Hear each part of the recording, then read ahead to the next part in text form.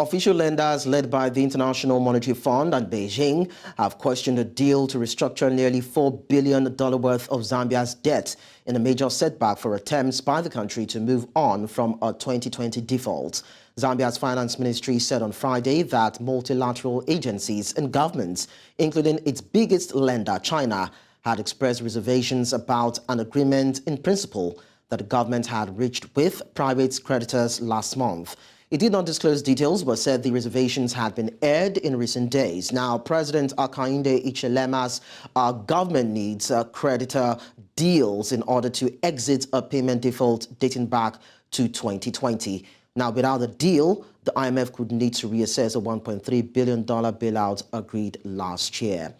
At this point, from Lusaka, Zambia, I'm being joined by Cheelo, who is a developmental economist. Cesar, thank you so much for talking to us. Thank you for having me. Pleasure to be here. Now, Cesar, just last week, we were so sure that Zambia would secure the deal, having met all requirements to restructure its debts. But analysts said there were flaws in Zambia's common framework for sovereign debt workout. So what were the perceived flaws as reasons for the setback? And why did the IMF and the foreign governments express reservations over this deal? So I think the flaw is mainly in the G20 framework itself, because it does not make provision for concessions. So for face value concessions, or in common terminology, haircuts. So it makes provision for adjustments of the interest structure, the term structure, but not really debt forgiveness in terms of write-offs or haircuts. And that now has become contentious in the sense that the bondholders, the Euro bondholders, have actually given concessions. So they have done one better than the framework. But on the other side, in what they're calling the base case scenario, they haven't been as generous in supporting balance of payment financing gap closing. So the financing gap from the point of view of the balance of payments for Zambia will not be helped as much by the Eurobond holders, the deal that is being struck there. But on the other side, the counterbalance is they're offering concessions, they're doing better in terms of the concessions they're offering to Zambia compared to what the official creditors did. So that has become the sort of Achilles heel or contention. Is the treatment comparable or not? If it's not comparable, how do you remedy it? And I think that's the issue that now the authorities are trying to navigate, and it sounds like it's becoming almost a negotiation between the Eurobond holders, the steering committee of Eurobond holders, and the official creditors committee on the other side. I think initially the IMF was on the same side with the official creditors, but in the revised agreement in principle, API, the IMF's assessment is that now the new base case scenario is compliant with comparability from a balance of payments perspective. So as to see whether the official creditors who have held their position that comparability of treatment is not sufficient, whether they'll still hold that position or will shift towards the IMF position, and what the private creditors, the steering committee, have put on the table. So for some, it seems as though the Eurobonds is the main issue right now on the table. Even the creditors argued that the terms of the deal were too generous to bondholders and did not do enough to reduce Zambia's debt burden. So if you are to interpret this, how would you say this red flag, how would you describe it, and what implication do you think it will have for Zambia's debt restructuring efforts so far? Okay, so just taking a step back, the comparability from the point of view of the IMF, the issue was really that the debt service that was being granted to Zambia, the relief on debt service, how much you're supposed to pay back within a given time, was much less by 2.7 percentage points. So it would take away revenue to the extent of about 16.7%, whereas of the total revenue for Zambia, whereas under the IMF scenario, for Zambia to become debt sustainable, Zambia needed to be paying off only 14% of its revenue. So in the revised AIP agreement in principle, that has been realigned. So the bondholders have realigned to concessions that would be sufficient for Zambia to go back on a path of debt sustainability. But again, like I said, where the contention remains is around comparability on balance of payments. So the official creditors are basically saying you're not giving sufficient balance of payments relief to Zambia to balance out the financing gap that is there. And yet the private creditors are essentially saying, while we haven't given sufficient relief, and it hasn't been defined, by the way, from the official creditors, what sufficient relief on balance of payments financing gap would be. That hasn't been defined.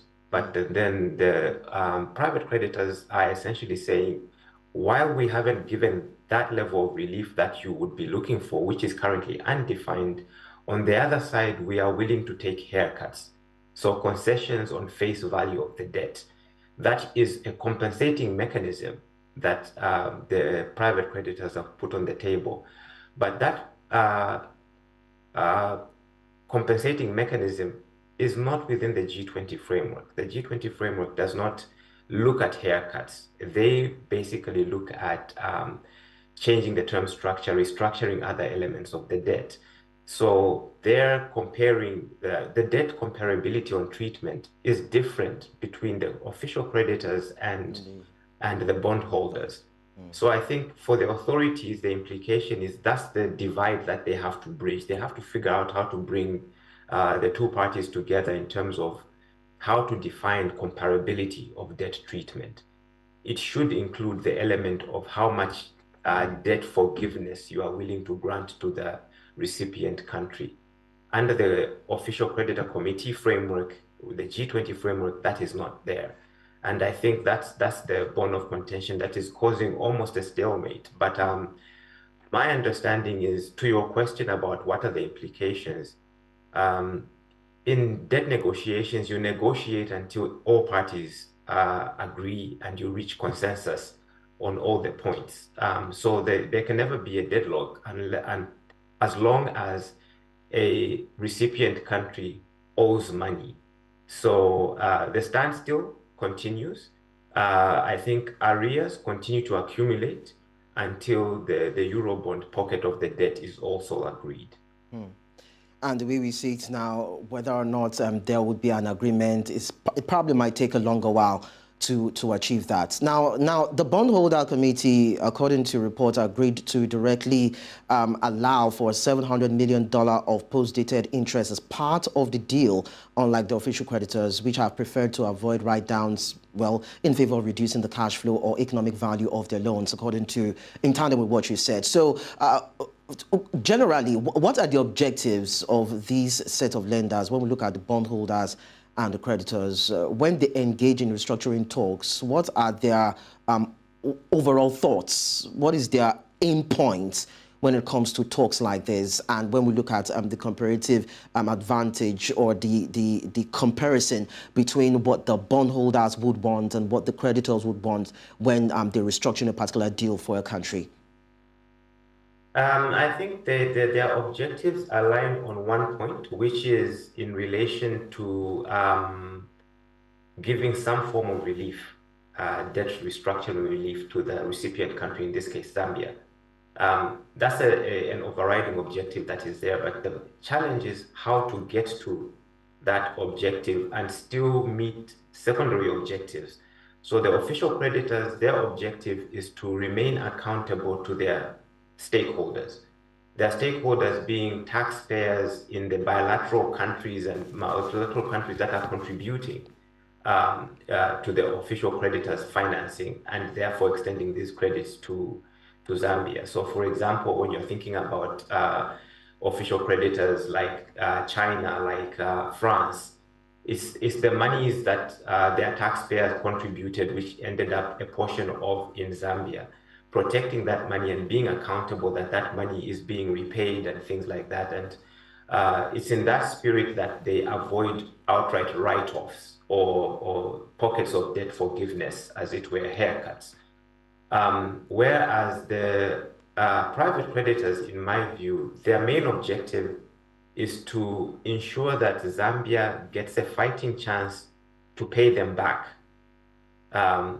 Whatever time it will take, the idea is for them to get their return on investment. Remember, they are also representing investors who actually mobilized this money, put it together as the Eurobond, and invested in Zambia. So they're expecting that Zambia will have an ability to generate GDP, generate economic activity, generate revenue, a portion of which will be used to pay them back with the interest that they expect.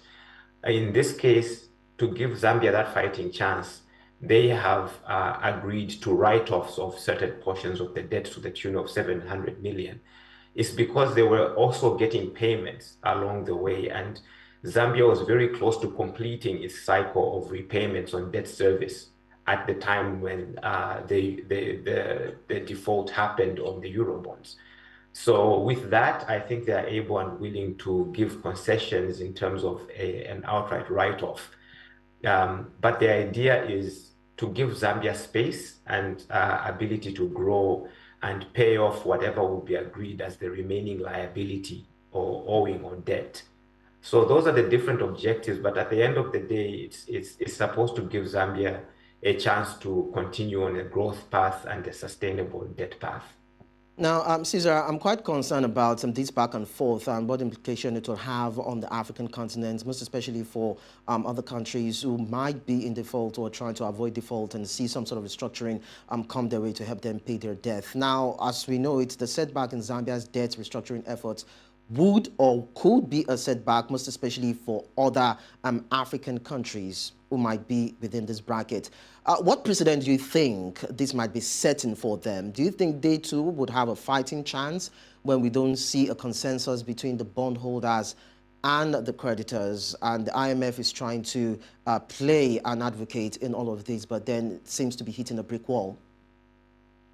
Yeah, I mean, no one ever pretended that this would be easy, right? As long as you have a creditor-debtor relationship for any country and things have gone off track, you must expect that the negotiations will be tough because every creditor that you owe money would like to get the best deal possible in terms of getting their money back with whatever return that you had promised.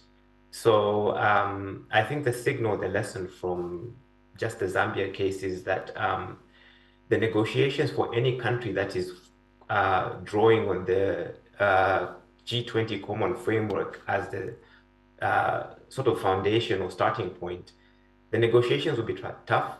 They're very likely to be protracted. So you need a sober team. You need a very solid team that's able to do their own number crunching and that's able to bring a negotiating position to the table. When reservations are aired that are sensitive enough to go back to the drawing board or go back to the table, wherever the source of the contention is. In this example, for example, the reservations were by the official creditors about a debt negotiation that was happening between the private creditors and the Zambian authorities. The Zambian authorities has the presence of mind to actually go back to the steering committee of private creditors and explain the situation and negotiate further. So from an initial agreement in principle, they came up with a revised agreement in principle that, and the revised agreement actually satisfied the IMF while it didn't satisfy the official creditors. So the idea is to keep going back because you cannot afford to reach a stalemate where you just have a standstill where the Zambian government is accumulating debt service arrears and not paying back anyone because people are not agreeing. So while the negotiations can be protracted, I think with a lot of advanced preparation on data, a lot of fixing of these frameworks. Like I said very early on in the discussion, a key point is that the G20 framework does not have provision for haircuts. It does not have provision for face value concessions. So that's a flaw in the system that is being used. That needs to be fixed so that when we're talking about comparability of treatment, it's easy to agree whether this treatment is comparable or not. And when third parties are coming to a particular negotiation, their information is easy to incorporate. In this case, for example, the official creditors are coming with third-party information that balance of payments provisions have not been sufficient in the private creditor deal that is being agreed in principle initially. But then what is the definition of sufficient balance of payment support? That hasn't been defined, and that's a flaw of the G20 framework. It needed to be very clear operationally in terms of defining what all these different issues mean. Yeah. So I think the idea is, in principle, negotiate until you close the deals. Okay. Now, in all you've said, Caesar, something just keeps popping in my head, and that has to do with how did Zambia get to this point in the first place? Why? Because Zambia is rich in copper, gold, cobalt, zinc, petroleum, wildlife, and all these natural resources and endowments. And you would have thought that with all these natural abilities that it has, it wouldn't be in a point where it would owe debt to the point of it defaulting. And some analysts are saying that, okay, if the deal with the international creditors might not fall through, is there a possibility whereby Zambia can look at alternatives by which to generate revenue to offset its debts and refuel its economy, looking at this potential that it has? Because I'm looking at the worst case scenario. We don't know for how long this discussion will linger. We don't know for how long these people, either the bondholders or the official creditors, will come to the table to agree on what is concrete and is helpful for Zambia. Are there other ways outside of these talks that Zambia can look into, tap into, to see how it can offset its debts? I think there's potential as long as you have an economy, like you said, that is vibrant, that has systems in place, that has a strong natural resource endowment, copper, natural resources, and things like this, even arable land for agriculture. The challenge really will be, how do you convince the rest of the world to invest in you, considering that you have a thin capital base domestically? How do you convince the rest of the world to invest in you when you didn't put the initial debt proceeds that you got to the best use possible? So that's a catch sort of 22. I think the current administration has tried, in tandem with debt restructuring, to sell the country that the country is open for business. The country is doing a lot of reforms that are meant to boost private sector development, that are able to make the country a lot more attractive for foreign direct investment. So that is the other pocket that you would want to look at. If you cannot get debt relief and you cannot get the debt story right in terms of developing, financing your development, look to finance your development through foreign direct investment. Attract investors from outside to come and partner with the country in exploiting the mineral resources and things like that. Of course, there are catch-22s, multinational corporations, transnational corporations sometimes tend to misbehave. So you have to make sure that the quality of investment that you're attracting is also right. It gives beneficiation to the local economy as well as to the external mobilizers of the foreign direct investment. But that is the other alternative, is to look to FDI as a source of financing for your development and other things. But that doesn't take away the debt. For me, that is the bigger challenge, is it doesn't take away your huge debt overhang. Whether you are able to attract foreign direct investment, you still have to negotiate to a point where you have a sustainable stock of debt that you can start to gradually over time service in a sustainable, in a reasonable way.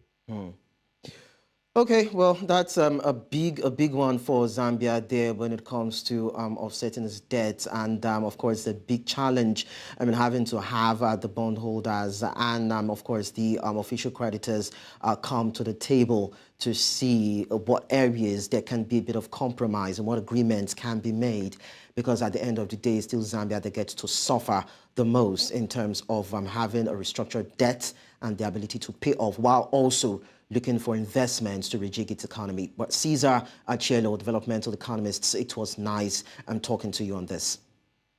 Thank you for having me. It was nice to be here. Thank you. Okay. Now, the IMF and China do not approve the deal. Zambia will be forced to renegotiate the terms with its bondholders. This could be a protracted and difficult process, just as Caesar said, and it could increase the risk of another default, and we hope that will not happen.